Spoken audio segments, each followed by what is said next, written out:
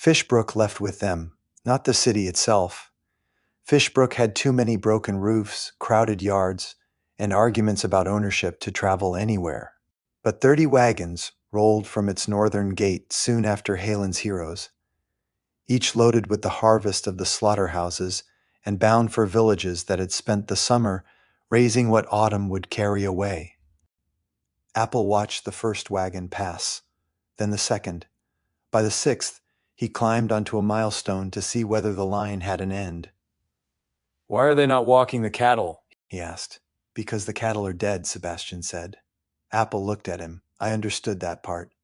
The wagons had been covered with fitted canvas, their seams tied down and marked with blue chalk. No blood leaked between the boards. No flies followed. The drivers wore clean aprons over their traveling clothes, and the draft horses showed none of the unease the smell should have caused. Wynne let his sight loosen. Magic lay over every wagon in a pale, close-fitting skin. It did not make the meat cold. It held the moment of cutting around it, slowing rot, dulling scent, and discouraging anything too small to understand why it had been refused. "Preservation wards," he said. "The cargo will travel for days without spoiling." Apple considered the wagons again. Could they do that to Pi? Almost certainly. We should return. Sebastian kept walking. The morning was cool enough that breath showed in the low places. Early fall had reached the valley without announcing itself. Green remained in the grass beside the road, but the fields had gone gold and brown. Sheaves stood in ordered rows. Families moved through barley with hooked blades, while children gathered what the cutters missed. Carts heavy with squash, apples, roots, and late. Beans joined the road from smaller lanes, traveled beside them for a mile, then turned toward villages or river docks. Harvest made everyone hurry before winter could disagree. Everyone except Halen. Heat rolled from him in visible waves. He had spent the previous day beside the Emberkin egg, filling Iska's memory with instructions and his own with reasons not to follow her east. Now the egg was behind them, secured for the caravan that would leave at noon. The green glass witness ring circled one stone finger. Every few minutes, Halen touched it. The ring did not answer. "If you keep checking," Apple said, "it will not make tomorrow arrive sooner." "I am not checking. You touch it whenever you are not checking." Halen lowered his hand. The day warmed as the sun climbed, though not enough to justify the glow along the seams of his neck. He had taken too much heat into himself while opening the Glarus chest. Some remained caught beneath his stone plates, slow to leave and impossible to ignore. Sebastian had declared the weather pleasant. Wynne had agreed. Apple had asked to ride in a preserved wagon. Halen called all three of them unhelpful. The road followed the river north through country built around water. Low fisheries stood in the shallows behind woven barriers. Mill wheels turned beneath timber houses, their steady groan carrying across the fields. Small villages gathered wherever a bridge, ford, mill, or useful bend gave people a reason to stop walking. They passed Redlark before midday. Its roofs clustered around a red stone bell tower, and strips of dyed wool hung from lines beside the river. From Mindoro Point, the road climbed high enough to show the valley behind them. Fishbrook had become a dark interruption in the distance. The land between looked peaceful. Wynne knew better than to trust distance. By early afternoon, the meat caravan had fallen behind. The road narrowed between a stand of alder and a field where sheep had eaten the grass nearly to dirt. 3 young people stood in the center of the road.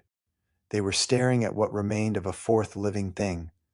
Wool clung to the low branches.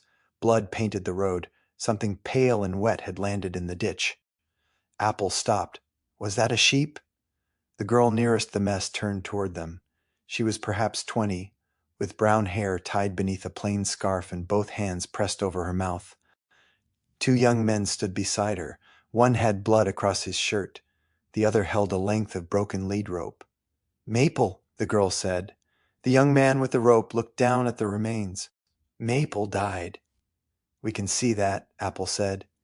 Wynne's wand began to vibrate. He had carried it inside his coat since taking it from beneath Myra's mattress. The pale bone grip had always felt too willing in his hand. Now the spiral along its shaft trembled against the fabric with a pulse that matched nothing around them. Once. Again. Then the veil touched the edge of his attention, not a voice. The veil did not waste itself on words when absence would do.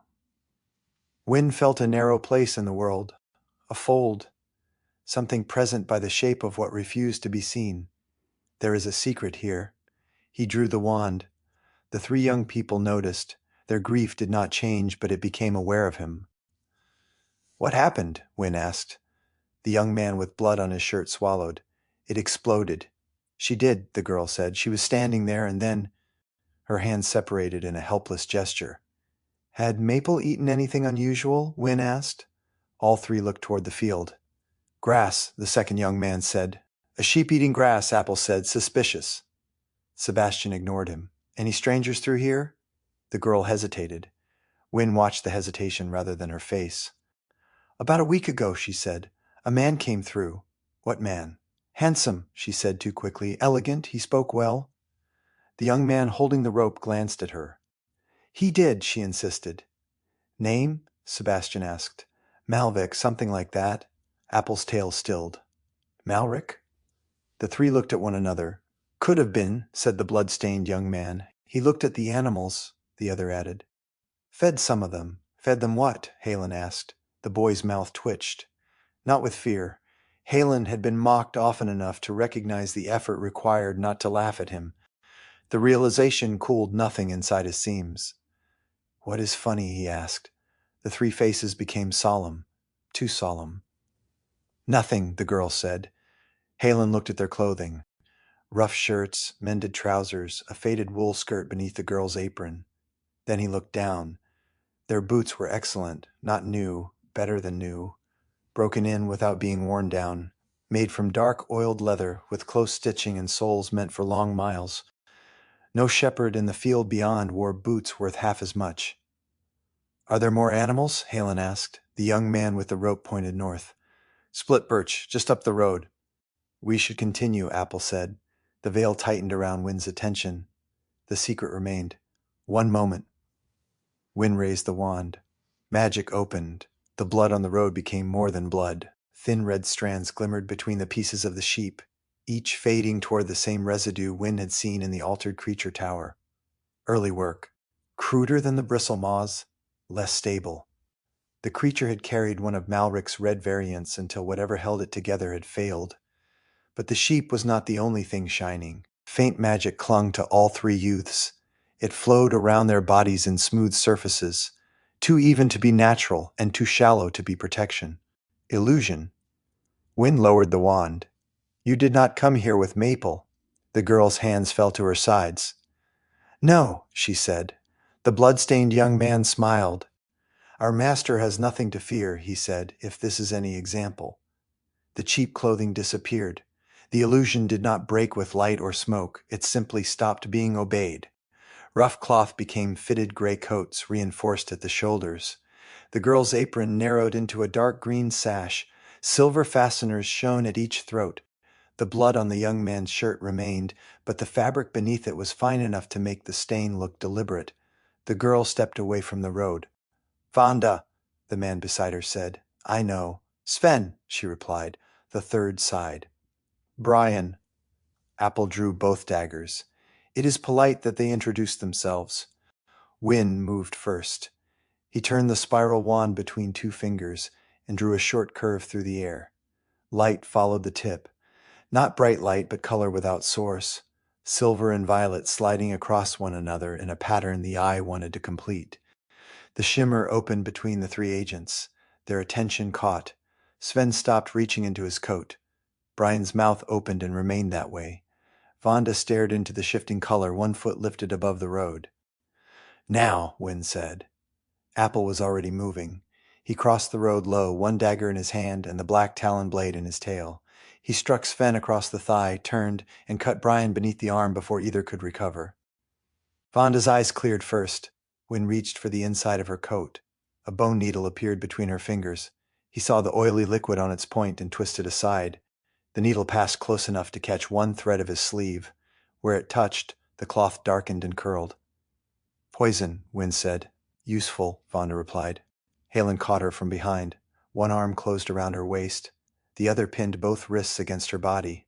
Rope came from his belt, looped twice, and tightened before she could shape another spell.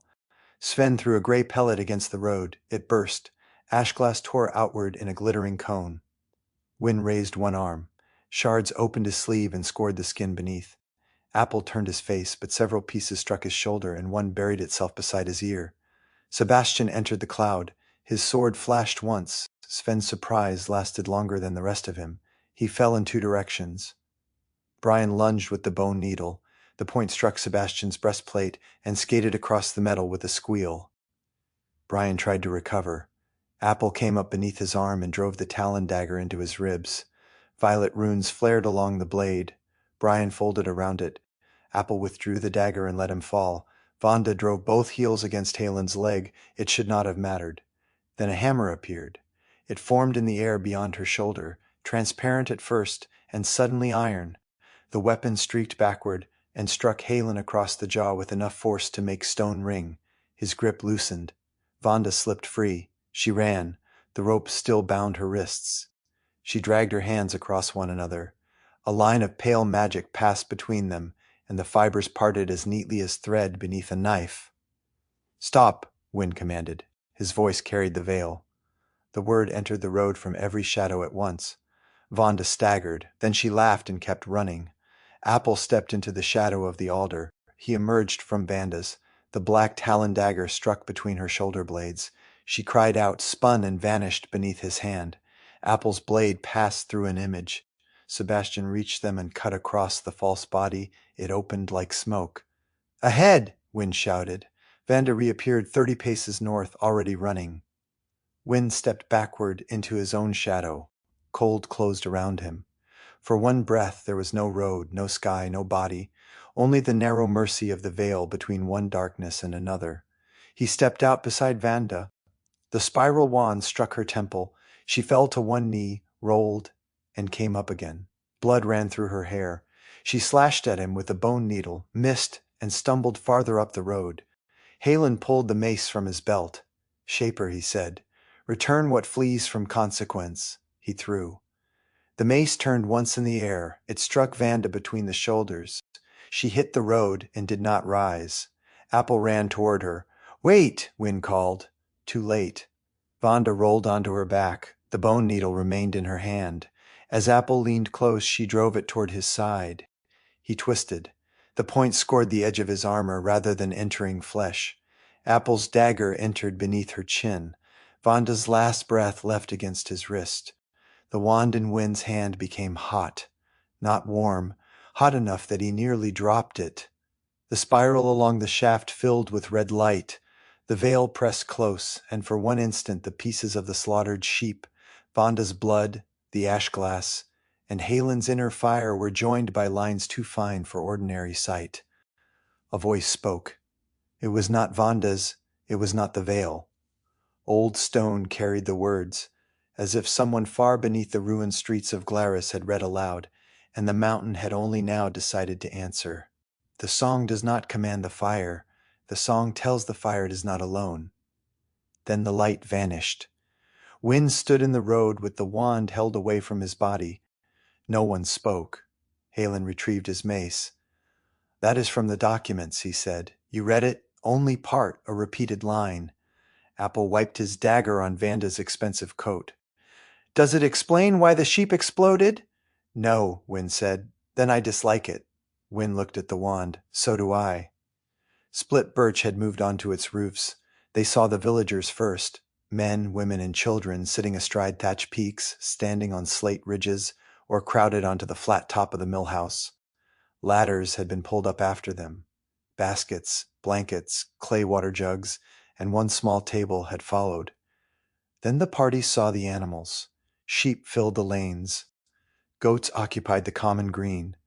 3 cows stood patiently beneath a window and looked inside. Chickens gathered around every ladder, as if expecting someone to descend with grain and an apology. The animals were not attacking. They were waiting. Everywhere a villager moved above them, heads turned and followed. "Do not come closer," someone shouted. A sheep stepped toward the sound. 24 others followed.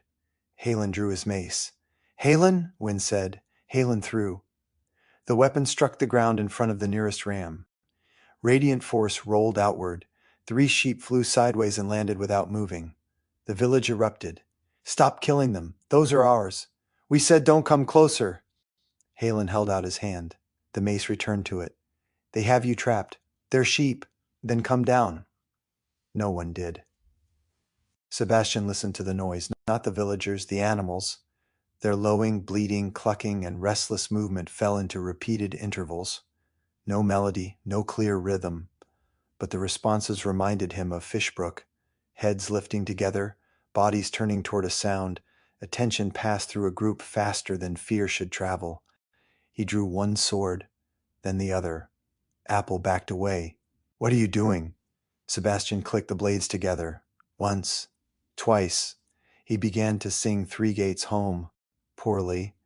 The cattle in Fishbrook had heard trained musicians, full instruments, and carefully timed bells.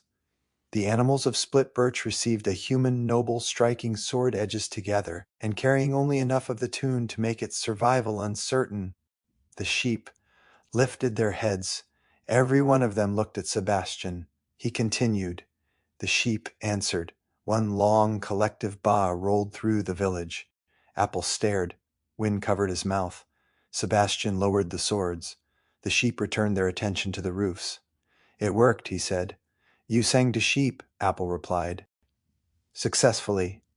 One of the villagers climbed halfway down a ladder and stopped when a goat approached. "Sill!" someone called from a roof. The man on the ladder looked back. "I know." He looked toward the party. "Can you help without killing the rest?" "Who was here?" Sebastian asked. Sill glanced at the animals below him. 3 young travelers, 2 men and a woman, stayed last night, asked about the flocks, said they were collecting songs. "They will not return," Halen said. Sill looked at the blood on their clothes and decided not to ask. Sebastian approached the nearest living ram. It watched the roof rather than him. He caught one horn and turned the animal's head. A small rune had been carved near the base, shallow enough not to bleed, and fine enough to hide inside the horn's natural ridges. Wynne crouched beside him. The mark carried the same red residue as the exploded sheep. "Here," Sebastian said. They examined the 3 animals Halen had killed. One carried a rune cut into the edge of a hoof. The other 2 had matching marks pressed into the hard growth above the heel. Halen lifted one of the living sheep beneath its chest. The sheep did not object. It continued looking toward the roof, while its legs moved uselessly in the air. Apple took a knife and scraped at the rune. The first line came away as pale horn dust. The sheep blinked. The second line broke. Magic left it in a red thread too thin to remain beneath sunlight. The sheep looked down, then at Halen. Then it began kicking. Halen set it on the ground. It ran toward the field. "Scrape the marks," Sill shouted. Ladders came down. The village descended with files, knives, hoof rasps, wood scrapers, and the courage produced when a problem became work. The party caught animals. The villagers removed the runes. Sheep wandered away. Goats resumed eating things that did not belong to them. The cows beneath the window lost interest in the family inside and went to investigate a cabbage patch. No one apologized to Halen for shouting. He did not apologize for the 3 sheep. The space between those decisions remained polite. Apple held a ewe while an old man rasped the last line from her hoof. When they finished, the old man touched 2 fingers to his brow, then turned the palm outward. The Samaya greeting was awkward in a human hand. It was still the greeting. Apple froze. Then he returned it. "Where did you learn that?"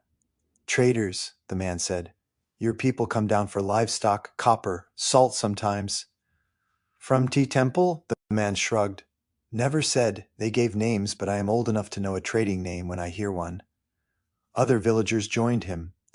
They remembered Samia visitors in midsummer, moving through the high branches along Greenvale's edge. Small groups, careful buyers.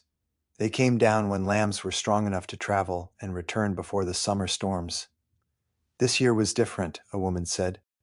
"Some came in spring, then another group in summer.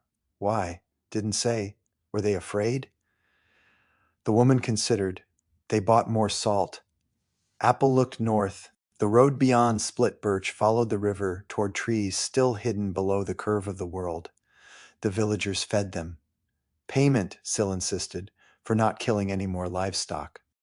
The mutton had been cooked with onions until it left the bone without argument. Bowls of rice and coarse yellow grits filled the table. Blackberry cream pie arrived last, dark fruit bleeding through a pale top beneath sugared crust. Apple stared at it. "You have pie." The woman serving him looked concerned. "Do Samaya not?" "We do now." The meal became larger as people stopped being afraid of their guests. Questions moved around the table. They asked Wynne whether he came from the forest. "I did," he said. "Greenvale? North of here." That answer was true and small enough to avoid everything inside it. An older woman leaned across the table.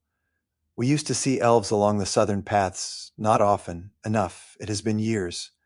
"How many? 5, maybe 6 years, since any stayed long enough to trade." "Do you know why?" Wynne looked at the waiting faces. He had been away, first from Shen Ethel, then from the tower, then from every place that might have required him to explain why the veil had answered. "No," he said. The word felt less like ignorance than neglect. "They were courteous to Halen. No one sat close to him." When a child reached toward the light in his wrist, the child's mother pulled the hand back quickly and apologized to Halen rather than explaining to the child. Halen finished his meal without comment. Sebastian escaped the table when a leather ball rolled against his boot. 4 children waited outside, pretending the kick had been accidental. He returned it. They kicked it back. Within minutes, Sebastian Bain, who had been trained by Sir Eldrick, raised beneath House Valcour, and pursued across islands for dynastic marriage, was arguing with an 8-year-old about whether a water trough counted as part of the goal. Music appeared. A farmer brought out a fiddle. Someone else found a hand drum. The village had survived its own livestock and discovered that survival was close enough to a holiday. Apple ate a second slice of pie, then a third. When they finally left, the woman from the kitchen wrapped another slice in cloth. Apple carried it beneath one arm with the care usually reserved for sacred texts. He lasted 10 minutes. "You should wait," Sebastian said. "For what?" "Until tonight." Apple took another bite. "Life is short," he said. "Pie is great." No one found an answer worth using. The smell of blood reached them several miles north of Split Birch. Not fresh blood, sweet blood, thick and old, warmed by the sun. Wynne stopped before the others saw why. Orange mushrooms grew beside the road in a broad, uneven ring. Their caps were too bright for the season, each swollen and wet-looking, a reddish. Substance ran down the bark of a nearby tree in slow, waxy folds. Above the mushrooms, a small cloud of spores hung without drifting. "Wet cloth," Wynne said. "Over your mouth." Apple swallowed the last of the pie. "Now?" "Unless you want to discover what the spores grow in lungs." They soaked strips of cloth from their water skins and tied them across their mouths. Halen's was unnecessary, but Apple insisted the group look more prepared if everyone wore one. Wynne extended his senses. Magic pulsed beneath the mushrooms. At their center, half hidden by caps, lay a wand. Straight dark wood, silver wire at the grip. Obvious enough to be found. Valuable enough to make someone approach. "A lure," Wynne said. Apple had gone to the tree. He touched the red substance with the end of a twig. It stretched in a glossy thread. Blood should not behave like wax. The ground behind him opened. A circular mouth rose from the soil. No head came with it. No visible body, only layered plates, pale gums, and inward curving teeth driving upward through roots and grass. The jaws closed around Apple. His armor cracked. Teeth punctured the gambeson beneath his left arm and drove him from the ground. He shouted once through the wet cloth as the creature shook him. "Apple!" Halen roared. Another mouth erupted behind Sebastian. He turned before it closed. Teeth struck his cloak. He cut downward, and the blade rang against the hard plates around its jaw. Apple drove both feet against the creature's upper mouth. The teeth loosened. He fell, hit the ground, and rolled into the shadow beneath the tree. He disappeared. He emerged beside Sebastian, already striking. The black talon dagger found the soft seam between 2 mouth plates. "Violet!" Light flared. The creature shrieked with a sound too high for its size. Halen's mace crushed the plate above it. The earth answered. Soil heaved beside the road, roots tore. A mouth 3 times larger rose beneath a curtain of dirt, its circular jaws surrounded by thick, armored folds. "Mother," Wynne said. Apple looked at him. "How do you know?" "I guessed. Guess smaller." The first creature struck again. Sebastian caught its lower plate beneath one sword and drove the other into the flesh beside its eye. The eye collapsed. Black fluid sprayed across his glove. The creature recoiled. "There!" Apple shouted. "Beside the eyes!" The larger creature lunged at Sebastian. He threw himself aside. Its jaws closed on air and soil. Then the ground trembled. The pulse traveled outward through the road. Sebastian lost his footing. Halen staggered one step. Wind caught the tree. Apple's tail wrapped around a branch and held him upright while both feet slid. The mother reared above Sebastian. Its full weight began to fall. Apple released the branch and leapt. He landed on the armored fold behind its mouth, caught a ridge with his tail, and drove the talon dagger toward the nearest eye. The point struck the edge, slipped, then entered. The creature convulsed. Apple held on for one violent breath. Then it threw him. He crossed the road sideways and struck the tree hard enough to empty his lungs. Sebastian regained his feet beneath the creature. He crossed both swords and cut into the wound Apple had opened. Halen struck from the opposite side. Stone mace met armored plate. A crack ran through the creature's outer ring. Wind spoke into the veil. Shadow gathered beneath the mother's jaw and climbed inside it. The creature's scream changed.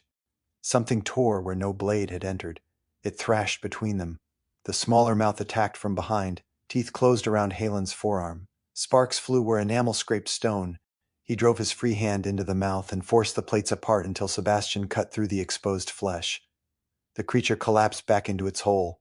The mother remained. It kept all 4 of them away through weight, teeth, and the trembling ground. Sebastian bled from a cut above one eye. Halen's injured arm glowed through new scratches. Apple's broken armor hung open along his side.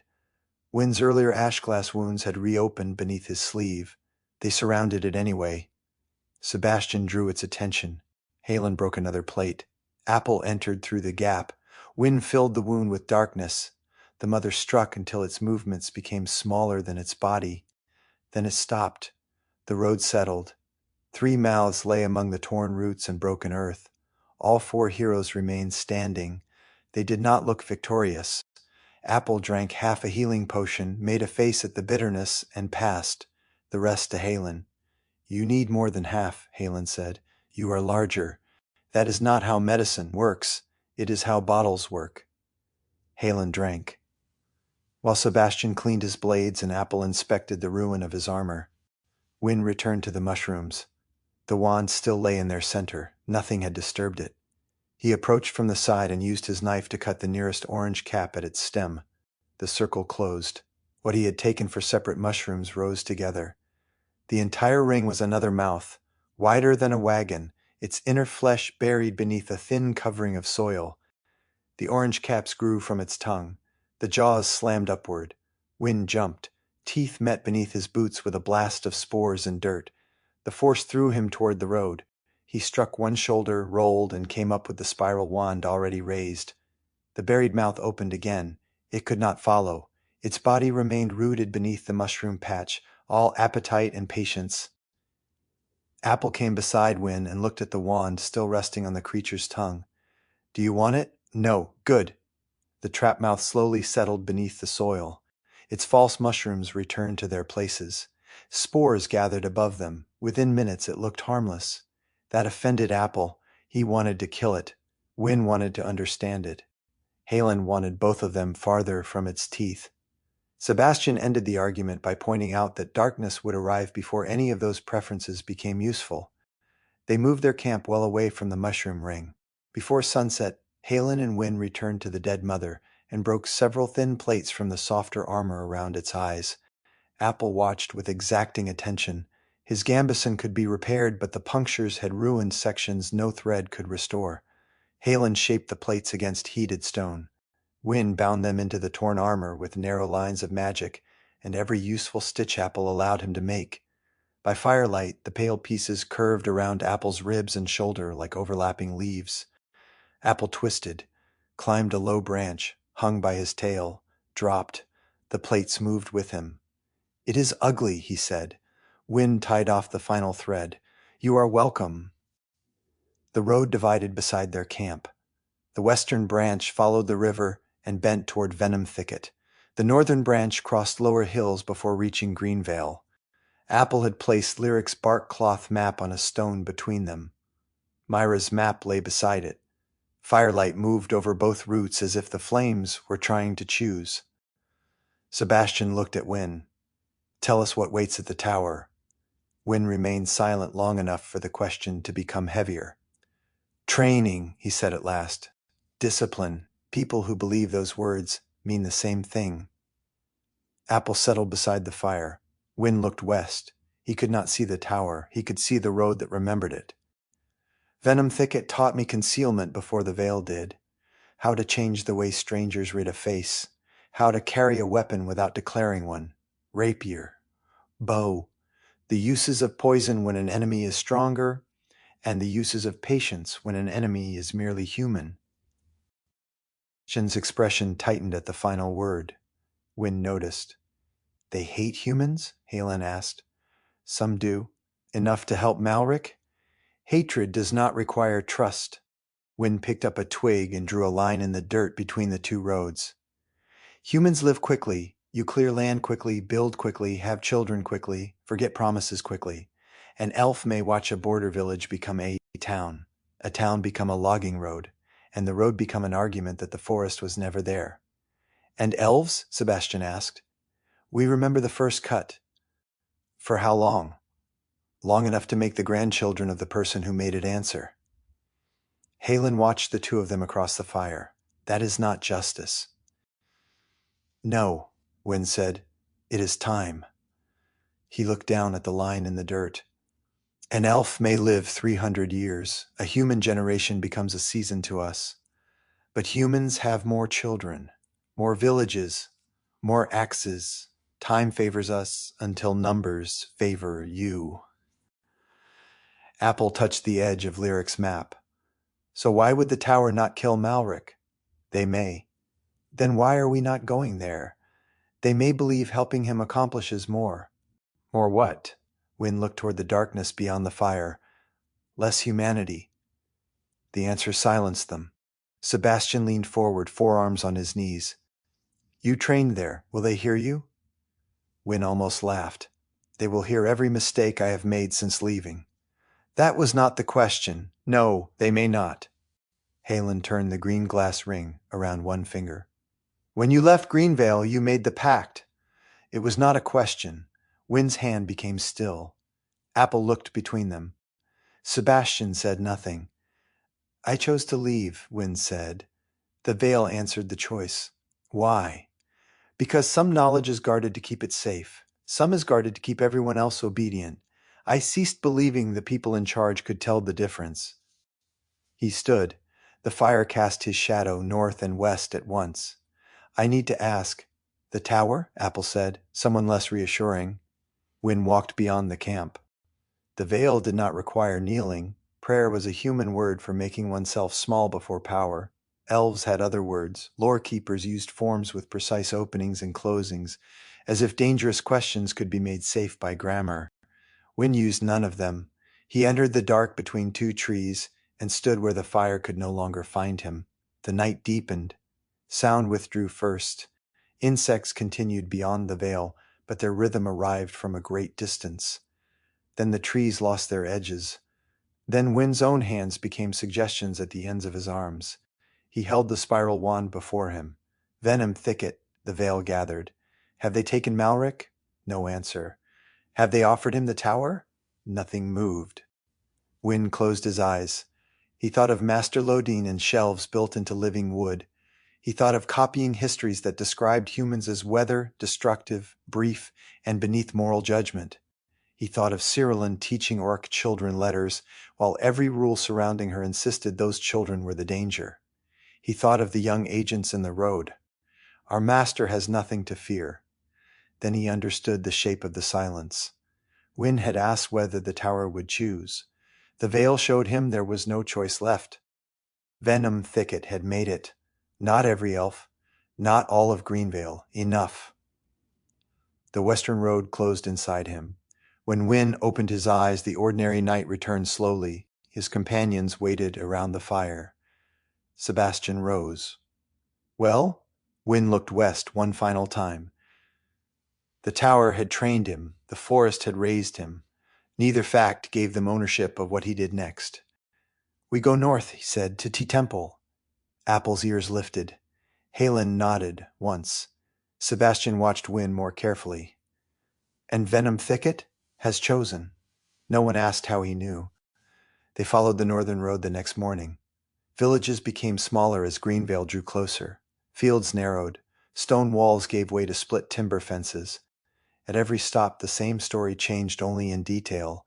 Elves had closed old paths. Hunters had been turned back. Survey ribbons vanished overnight. Trees fell across logging roads where no storm had passed. No one had been killed. Not yet. The humans used that final phrase. The elves, when reported secondhand, used another. Not unless. Neither side had declared war. Both had begun building the sentences that would excuse it. They camped near a village where the innkeeper refused Wynne a room, until Sebastian paid for two. Halen slept beside the stable because the floor inside could not bear him. Apple slept in the rafters and claimed this made the entire question irrelevant. At dawn, they climbed the last long hill before Greenvale. The forest appeared. It covered the north, not a line of trees, a country made from them. Green and bronze crowns spread from east to west, layered across ridges until distance turned them blue.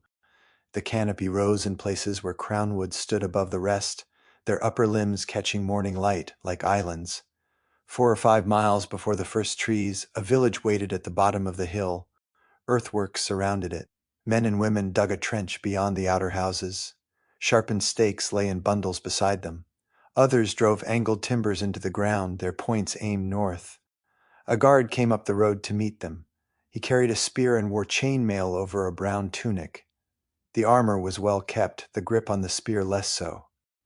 His attention settled on Wynne. "Malcolm," he said. "Forest's Edge." Sebastian gave their names. Wynne gave only Wynne. Malcolm waited. The waiting was deliberate. "Aylwiner of Shen Ethel," Wynne said. The guard's grip tightened. "North of the Tower Road." "Yes." "Do you agree with your brothers?" Wynne looked past him at the trench. "Which brothers?" Malcolm did not smile. "The ones who say no human enters Greenvale, the ones pulling down our mill.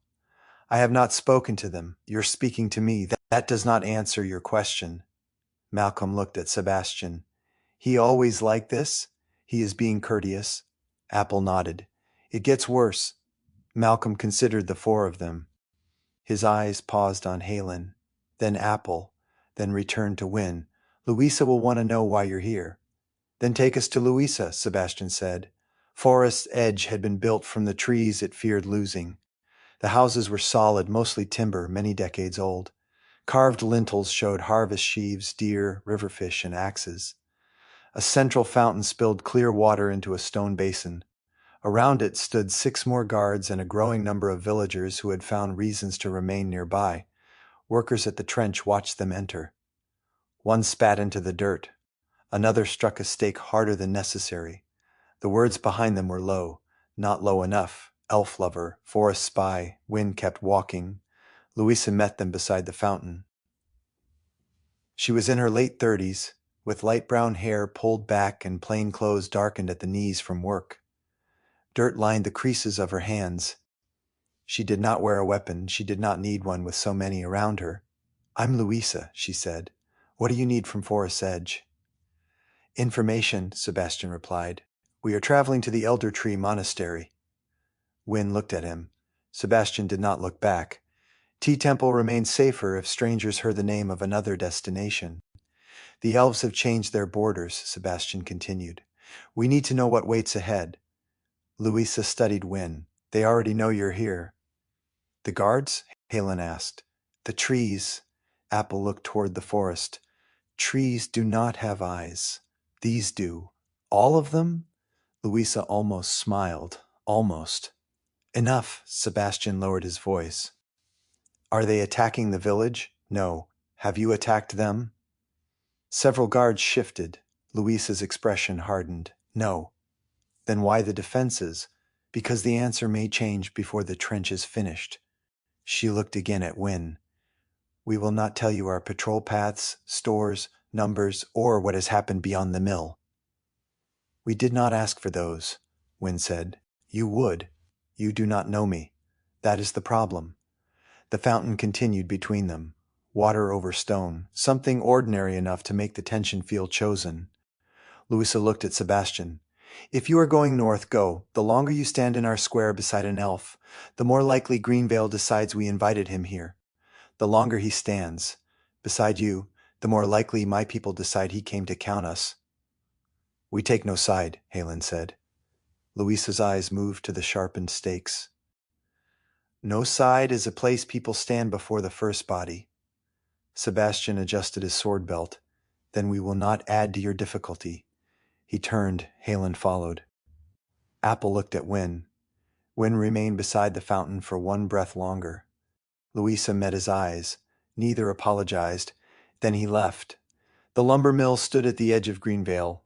Or it had. The narrow stream, the long timber building beside it was coming apart. Elves worked without hurry. One removed roof boards, another loosened pegs from the main frame and stacked them neatly. A third unwound the iron fittings from the saw assembly. Nothing had been burned, no tools had been broken. The mill was being dismantled with enough care to prove the destruction was deliberate. Human axes, saws, and logging chains had been arranged beside the road. Confiscated. Not stolen. The distinction mattered to whoever had placed them there. The elves stopped when Wynne approached. An elven woman stepped from the mill. Her hair was dark beneath a hood the color of wet bark. A recurved bow rested across her back. Green-black markings climbed from the collar of her coat along one side of her throat. Not decoration, Wynne knew, but the record of service sworn to a forest boundary. She addressed him in Elvish. Name your route. Behind Wynne, Apple leaned toward Sebastian. Sebastian began translating in a whisper. Wynne answered in the same language. Elwinner of Shen Ethel. Lore trained under Lodin. Roadbound by choice. Her eyes moved over his human-cut cloak, Myra's wand, and the three companions behind him. Long from the soil, not severed, roots left bare become deadwood, only if the tree refuses them. Her expression did not change. The other elves had stopped working. None raised a weapon. None moved away from one. We traveled to the Elder Tree Monastery, Wynne said. It must be warned. Of what? An armed company moves toward the Samaya Temple. They serve a man named Malrick. He intends to use the Heartstone in a working that will reach the monastery, this tower, and every human holding across Solfawn. The woman looked past him toward Forest's edge. You have heard the human account. I have seen Fishbrook. Humans penned animals until the animals broke the pens. Now humans blame the hand that opened them. The cattle killed 17 people. How many forests have humans killed? Wynne felt Sebastian become still behind him. This is not accounting, Wynne said. It became accounting when they counted land. The mill wheel turned. Water knocked beneath it with each revolution. Wynne stepped closer. Venom Thicket is helping him. It was not a question. The woman's eyes sharpened. You have been gone too long. Long enough to recognize a bargain made with a knife. The tower makes its own bargains. Malrick does not. He offers correction. He offers control. Control.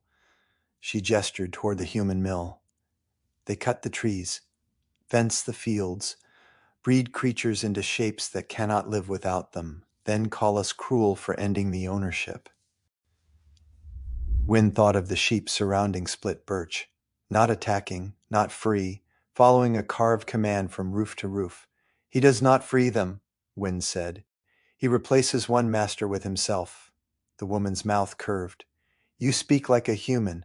I speak like someone who saw his work. You stand with humans.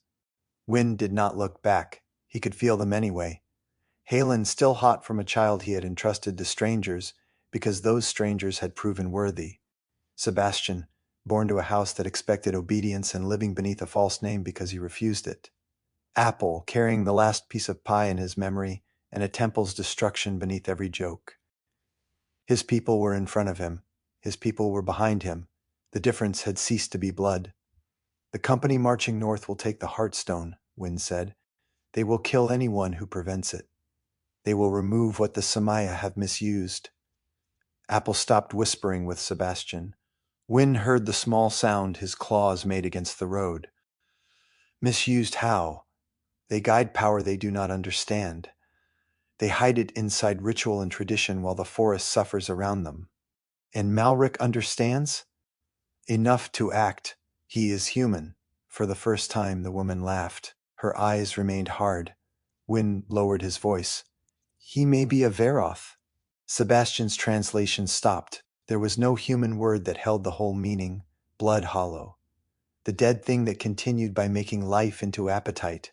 Vampire came close and lost the warning inside it. The woman studied Wynne. Then she laughed again. You return from human roads with human monsters in your mouth. Myra Block saw what came back from Grimhallow. She does not believe it was the man who entered. A human betrayer gives you a human ghost story, and you bring it to Greenvale as truth. I bring uncertainty. You bring contamination. The word crossed the space between them more cleanly than a blade. Wynne had expected it. Expectation did not make it smaller. The woman stepped aside. The trees beyond her stood close together, shadowed beneath the canopy. No path entered them. Wynne knew one would appear if Greenvale wished. He knew another could open and lead travelers for 2 days before returning them to the place where they began. Choose, son of the forest, she said. Stand with your people or stand against them. Around her the elves waited. Behind him, Sebastian, Halen, and Apple said nothing. No one drew a weapon. That was how close the world had come. Wynne looked into Greenvale. He had made this choice before when he left the tower. He had made it when the Vale answered. He had made it when he followed Malrick instead of sailing for Cyrillin. The cruelty was not that he had to choose. It was that choosing once never finished the work. If my people stand between Malrick and T-Temple, Wynne said, then I stand against them. The woman held his gaze. Something closed behind her eyes. Not surprise. A door. She turned away. The other elves returned to dismantling the mill. Dismissed. Wynne faced his companions. Apple looked past him at the measured stacks of lumber, the silent bows, and the forest that had refused to open. Well, he said, that didn't go too good.